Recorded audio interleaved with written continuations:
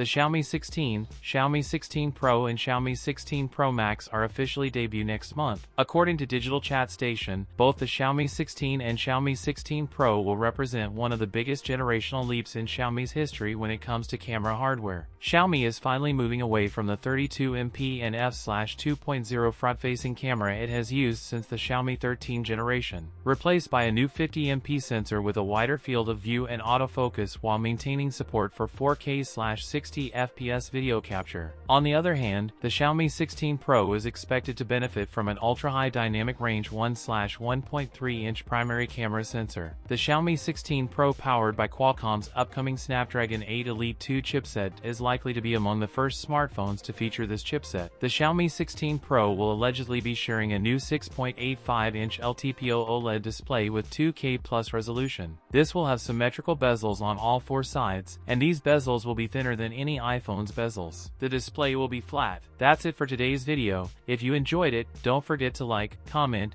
and subscribe for more content. Thanks for watching, and I'll see you in the next one.